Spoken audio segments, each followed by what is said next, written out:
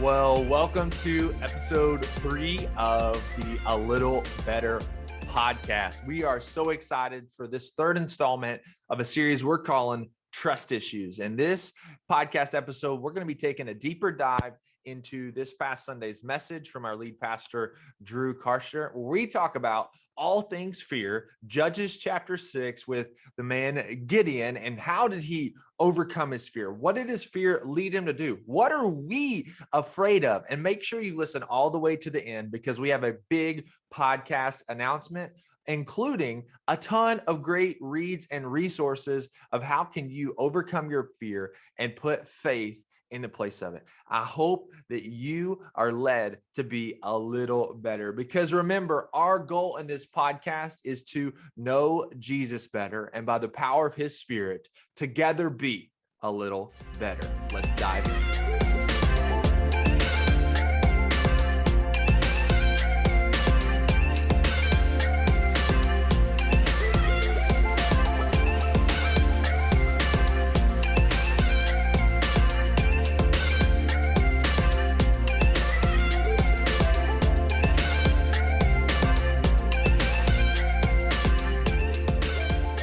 Well, welcome to A Little Better. This is installment number 3 of Trust Issues. From this past Sunday, we're taking a deeper dive into this past Sunday's message on Gideon.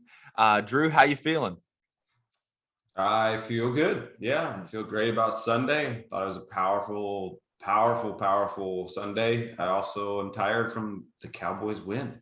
That's right. They got that W last night. You were sharing that. I got to share a little football piece because I don't have much to offer. And I know that college football is not huge up here in the North, but the Razorbacks are 4-0, which is a huge thing. We're almost on the losing streak of the Cowboys, probably a little worse the past couple of years. But we're 4-0 right now. So that's just so everybody knows, that's Arkansas. That's right.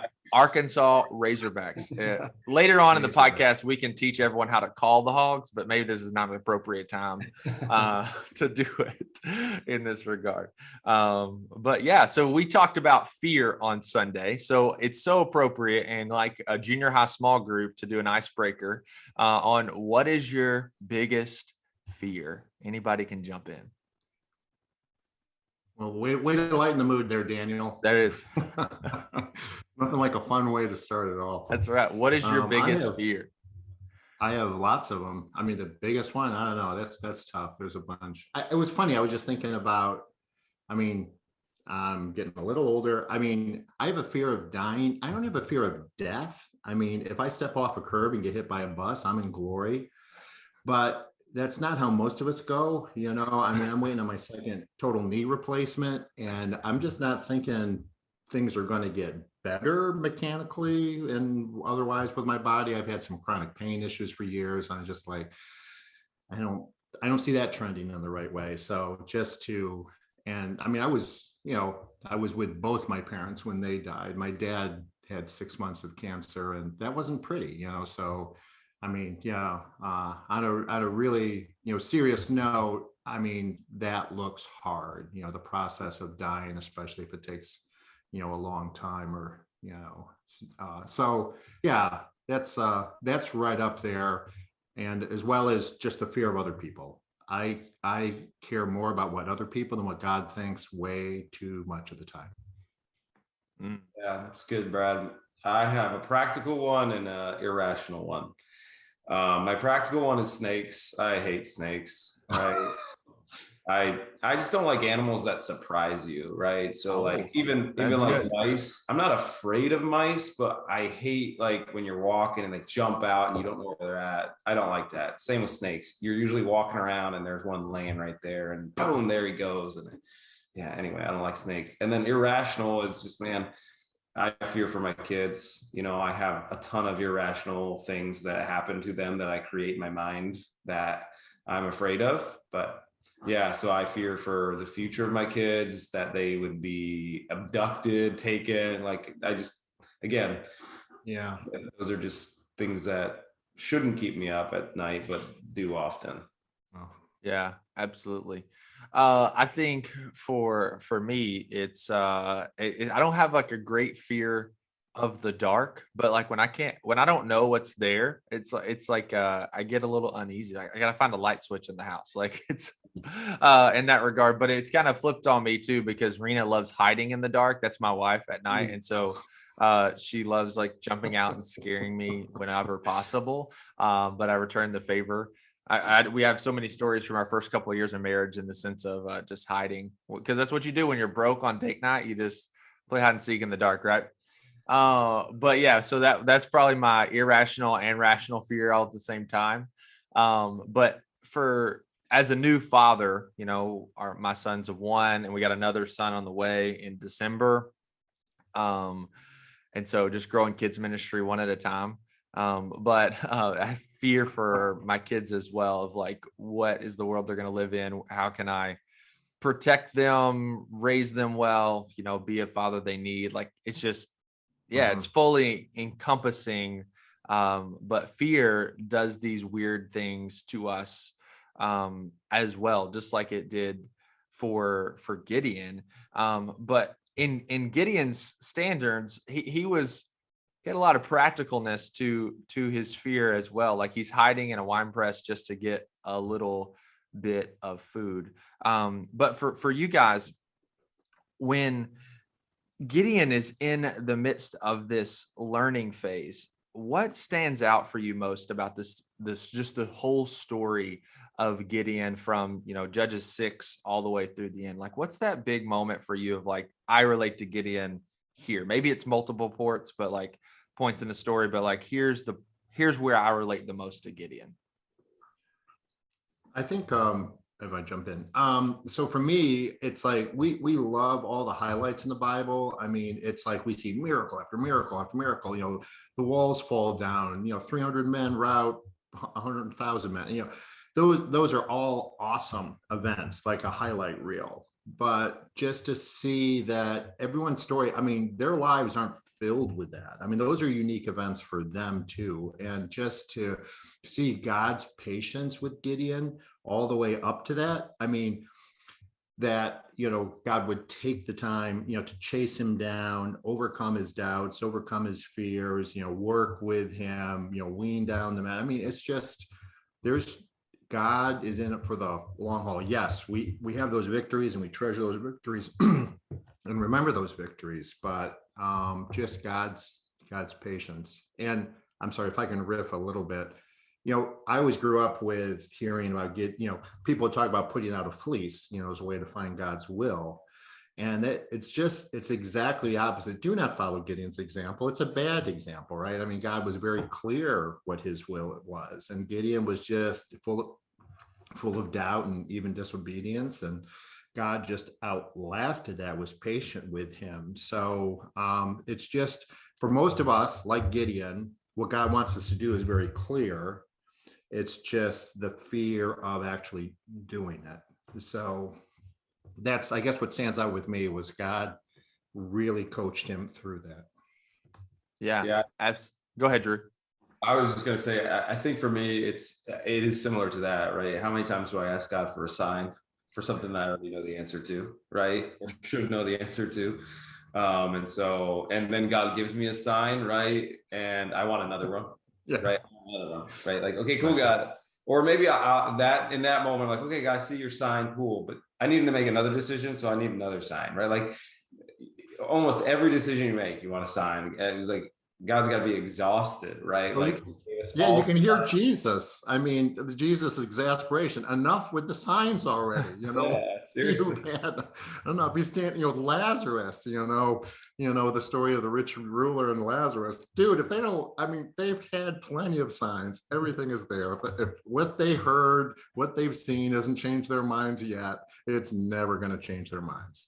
Right. Yeah. I just love God's patience in that journey too, right? Like, I just.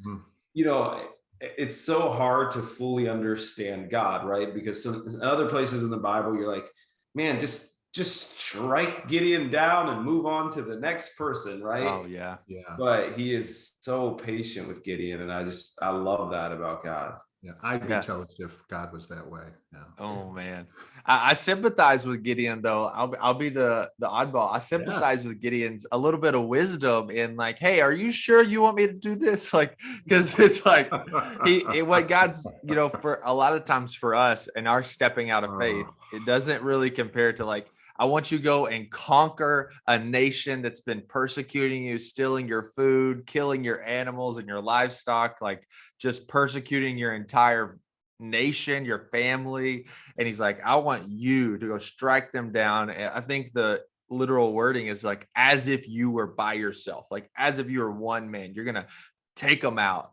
And if I was Gideon, I'd be like, are you sure, God? Like, so I sympathize measured with Gideon twice, getting, cut once, right? yeah, one positive sign, but then he starts getting another one. Then it kind of gets, it's like, okay, Gideon, God is actually calling you to do this thing. Are you going to do it or not? Are you going to be obedient? Don't you think an angel from God is right? Like, okay, I get that. Like, I sympathize a little bit, but then there's Gideon.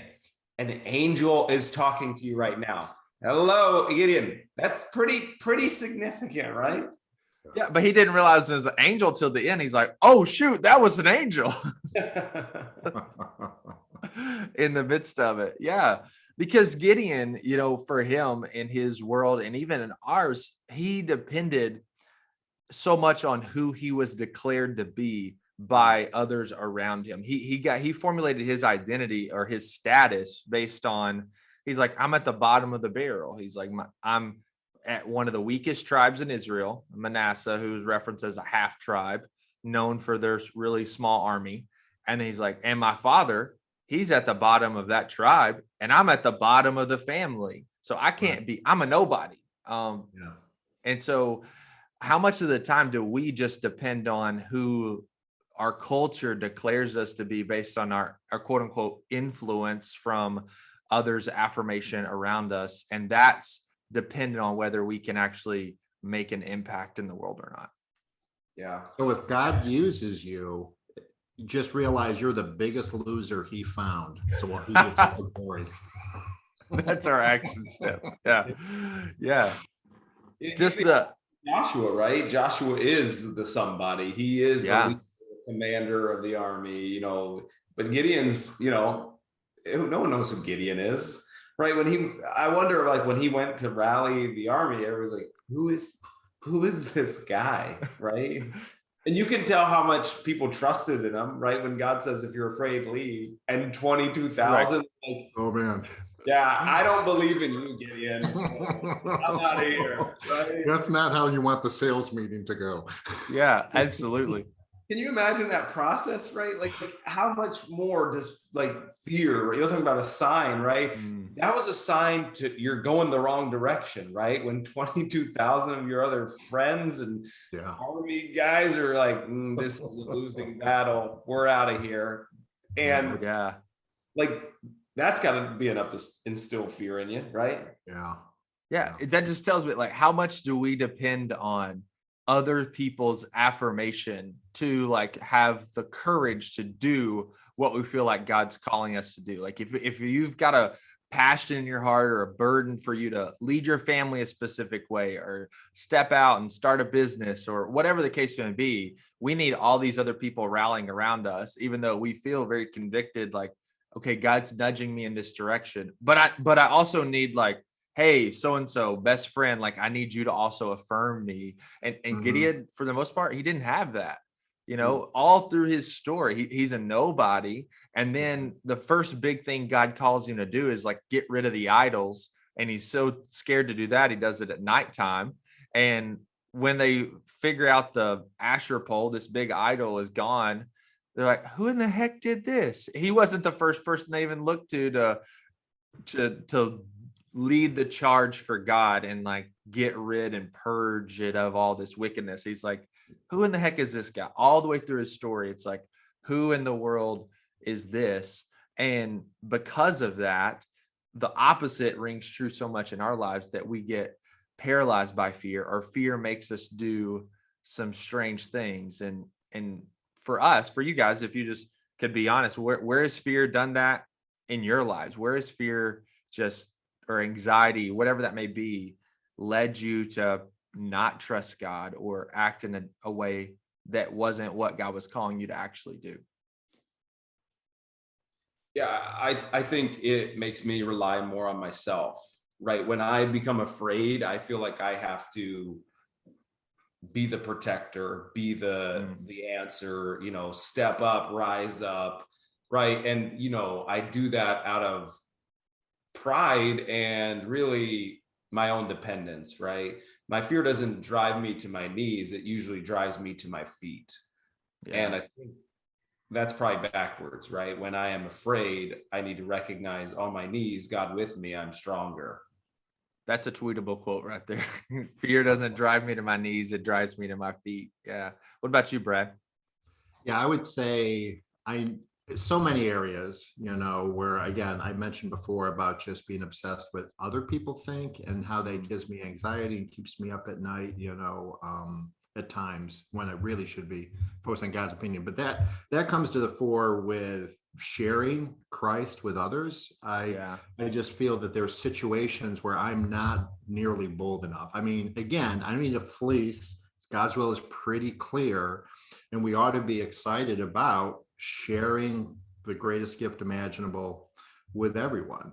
And yet I do remember myself being in a room like a couple of years ago with alums. I mentioned I went to a secular university and got to get with some guys I hadn't seen in 30 years and their wives. And they were talking about faith and they were just arguing for atheism. And I just felt like, I mean, I did try to speak up, but I just felt like, one way I was tongue tied, another way I just felt, not articulate enough, but also just not bold enough, just to seize opportunities. But yeah, I would just say sharing Christ with others, I'm not bold enough. There's a fear there that's I have to fight. Yeah. How have you through the years or just like in the recent time, like what have you done to combat that fear? Is there some battle readiness that you have in the morning, or like what is the factors that lead into your courage opposite than fear, or not opposite, but just conquering that fear in spite of it? Yeah, I'm sure we sound like broken records, on this podcast, but scripture, right? So there was a lot of self-talk. There was this internal dialogue, where you just, you beat yourself up or, argue for all the reasons that, it shouldn't be or whatever. But it's just like people's promises are very uncertain, right? Their favor is very fickle. But I can go to scripture and I can read Romans 8:28 that says all things work together for good to those who are called by God. Help me, Drew. According to his purpose. What's that? Called according to his purpose. Yes. And Philippians 1:6, he who began a good work in you will complete it until the day of Jesus Christ. So those are rock solid, right? Those aren't fickle. Those aren't dependent on anyone. That's God's plan. That's his desire. That's his intent to bring glory to himself by doing that through me. So I think that's where I have to fight the negative self-talk and just soak myself, memorizing scripture, just reminding myself of those promises. YouVersion, again, I keep going back to that because it's awesome, but you can find plans there that'll just be full of hammering you with promises from God on a basis that just can encourage you.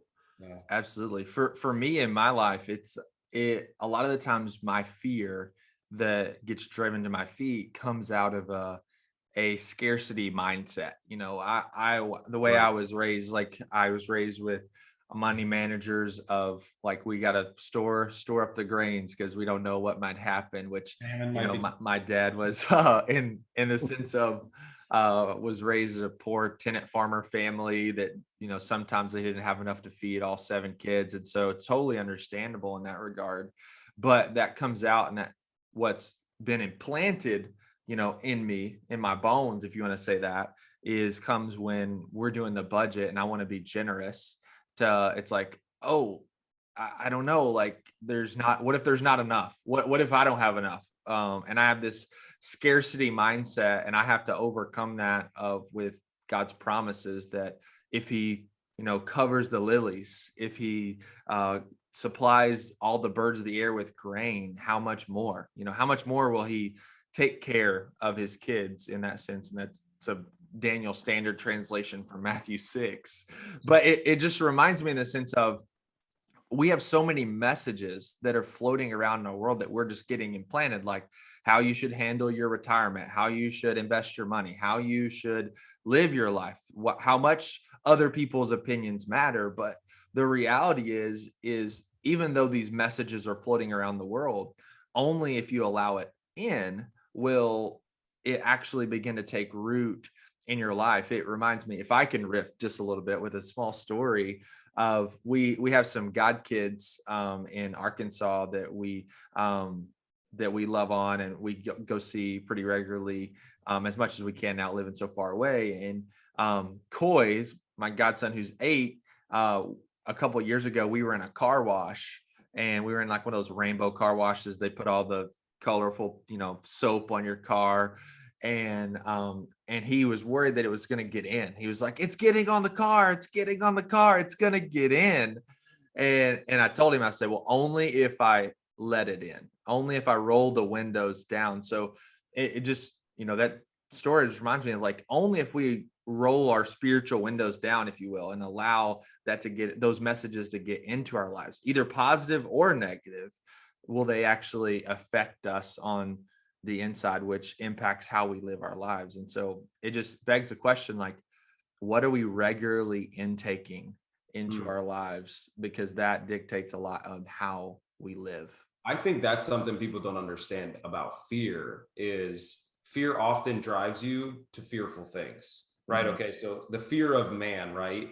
Most people who have that fear are driven to social media, which just builds into that fear, right? Yeah. Most people have a fear of the future, right? What our country is going to look like. And guess what that drives them to? Media, depending on what your media is. And all that does is build into your fear rather than help you overcome your fear. That is so true. It's almost addictive that when I feel afraid, I go to the thing that makes me afraid. It's like the natural response of fear. And it makes no sense logically, but it's what we naturally do. And so we have to learn, when we are afraid, to go to a source of hope rather than a source of fear. Yeah. Yeah. It's crazy because those socialized fears, if I want to call it that, and I'm not like a psychologist or sociologist or anything, but like I've had intro to sociology, so there's all my knowledge that comes from. But if those seem like social fears that we're talking about, like fear of man, fear of scarcity, fear of our country, but all of our other fears, we wouldn't do that, right? Drew, you said you're scared of snakes. Like, you wouldn't, like, if you're taking your kids to the zoo, what's the one exhibit you're like, I don't really want to go there? It's like the reptile exhibit, right? You don't want to go in and see snakes. Like, when we go to the zoo, our family, like, Rena and I grew up in Arkansas. I don't want to see snakes. I've seen a ton of snakes. I'm not going in the reptile exhibit. Like, I'm avoiding that thing. I'm like, hey, let's go see the bears. Let's go see something else. But on those socialized fears, you said it right, Drew. It drives us to, like, I gotta feed the beast, or I go to that thing, even though it's the thing that's producing this angst within me. We convince ourselves too, Daniel. We're like, I have to know the information. And no, you don't. Like, so many people tell me today, like, you gotta watch the news, or you gotta be on social media so you know what's going on in our world, or you need to know what's going on. No, you don't. And that thing is actually hurting you more than it's helping you. And it's like you said, Daniel, it's what you let in, right? We get to decide what we roll the window down for, and what we allow in and what we don't. And some people just need to roll the window up and shut that nonsense out. Yeah. Is that I guess I'll push back on somebody that wants to probably stay informed. Is that the only answer? Is the only answer saying, like, hey, just shut off the news station or completely get off social media? Is that just the blanket answer for us, or is there a third option? Is there a third way? Yeah, Drew. Yeah, I think it's circumstantial, right? Yeah, I think it depends on who we're talking about and how big their fear is. But I think Jesus says, when your eye causes you to stumble, pluck it out, right? And that's, not literal. So just for everybody, but I think, hey, we can always bring it back. But even if it's just that small stream that causes fear, like just shut it off for a season and get to a place where you can healthfully interact with those things. Yeah. There's these great features if you're an Apple person that's called screen time and limits, that you can actually limit the amount of media intake that you have. If you have a fear of people or fear of our future of our country, like there's some practical wisdom that can come from the source of scripture. And there's a story I was reading. I was actually sharing this with you yesterday, Drew, in Acts 4, where Peter and John are before the Jewish leadership, and they start talking, and like what comes out of them is the response to the Jewish leaders. They're like, who in the heck are these guys? They're just untrained, ordinary men, but we can tell they've been with Jesus. And a lot of times in our society, in our socialized society, when I'm around people and they just start talking for a little bit, you can really tell who people have been around and what they've been intaking into their tank. Like if they've been, man, you've been around fill in the blank news channel, like you've been around like whoever the case may be, but may it be said of us that we've been with Jesus in this sense. We spend time with him, and that's the only thing that's going to be able to overcome our fear. Because for Gideon, his story, it's like when he had an encounter with God, that encounter thrusted him forward, even though he was reluctant, disobedient so much of the time. That encounter thrusted him forward and led him to have courage in spite of his fear. Yeah, Go ahead, Brad. That screen time thing just reminded me of the sense of balance, and also thinking about that question of just like totally obliterating other like social media or news or whatever. But just think about the balance, right? I mean, how many minutes a day is prayer occupy your life? How many minutes a day does the Bible occupy your life? How many minutes a day is social media occupy your life, or whatever your favorite news channel is, or these other things? So I think it's just your phone gets a hold of you a whole lot more, unfortunately, than me, right? I mean, you just look at that screen time, look at those number of hours. I spend that much time in a good, godly book, or the word, or just hanging with godly people. I mean, there's so many things that are a healthier balance to feed the right things rather than feed the fear. Yeah. You got to feed the right dog, if you want to say it like that. You got to feed the right one. I was at a work conference a couple of years ago, and the speaker challenged us to like delete all social media apps off our phone just for this weekend, just so we can invest in relationships and time with God, or whatever the case may be. And he was like, and I will convince you right now, I don't even know you, but you're addicted to it. I already know you are. And he's like, if you don't believe me, just delete it all for just this weekend, just these 2 days, and see if the first moment you're bored, you don't grab your phone. And I was in the elevator like 20 minutes later. I was like, I'll take his challenge. I delete all my social media apps right there on the spot. And I get in the elevator. There's some people at the conference. We're chatting. They all get off. I have to go 2 floors up. And I literally immediately pull out my phone and try to get on Instagram. I'm like, I have a problem. And I put my phone back in my pocket.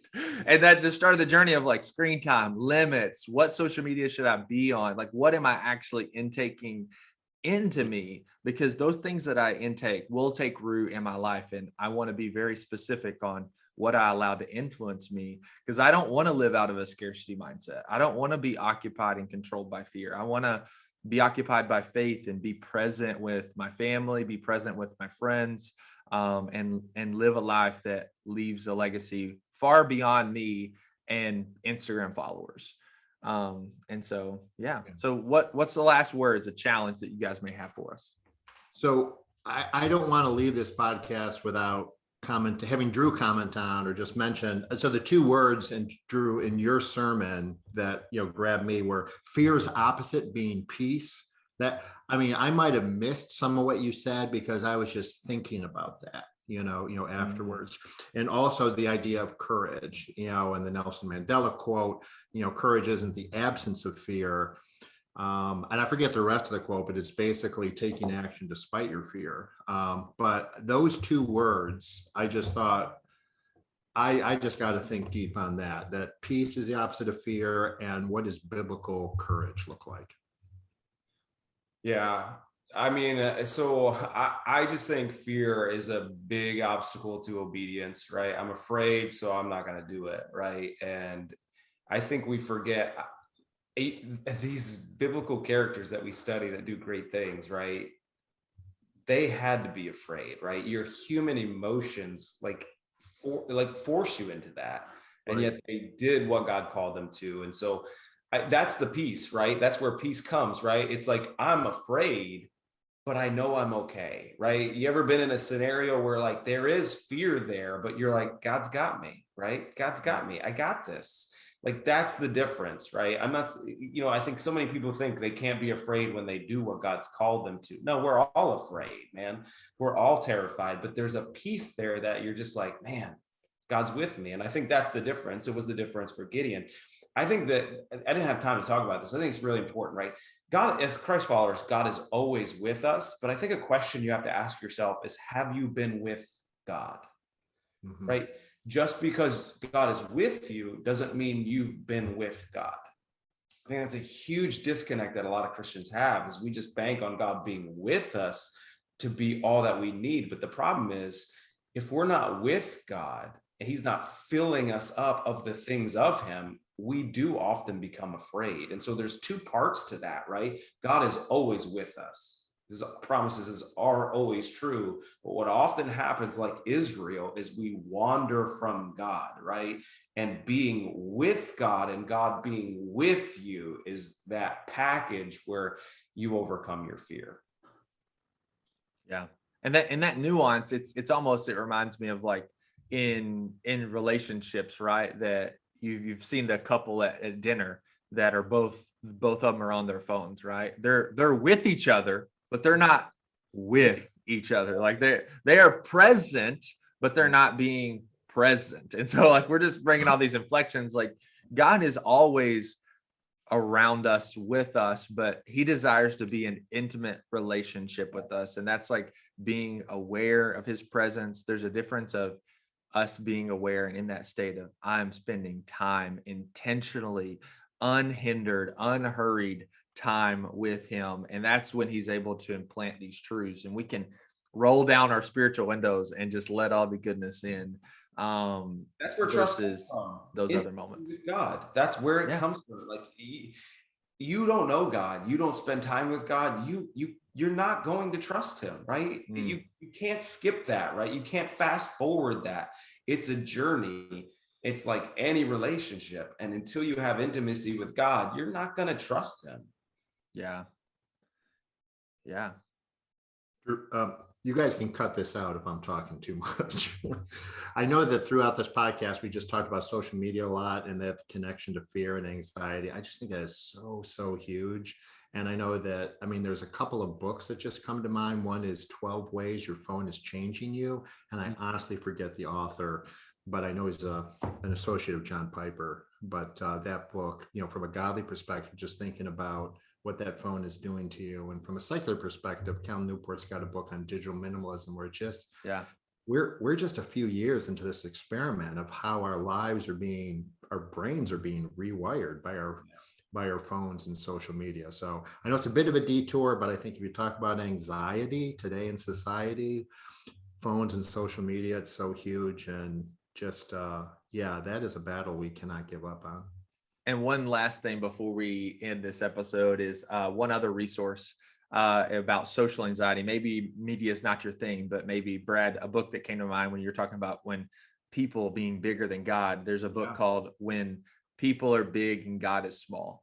That's another great resource around trusting God in spite of our fear of what everybody else is going to think. Yes, guys, it's been a great conversation about fear, social media, and so many other things. But if you're still listening, we got a big announcement coming in a couple weeks that A Little Better is getting a little better. Drew, you want to tell us what's coming? Yeah, we're gonna, Zoom is great, but internet, I literally, I'm in a different office. This is the third different office. And so we're going to be together. I think the conversation is going to flow better. We're going to be in a circle. We're going to get better mics. We're going to have better cameras. So like our podcast says, we're going to get a little bit better because we want this to be a good resource for you guys. And so we're going to take a step forward with it. Yeah. And this will make an impact whether you're watching on YouTube, watching the video version of this podcast, or you just listen on Spotify or Apple Podcasts. And we'll have better audio quality, better video quality, and we'll get to be with each other, be present, not in the same space, in the same. Get those screens room. Out of here.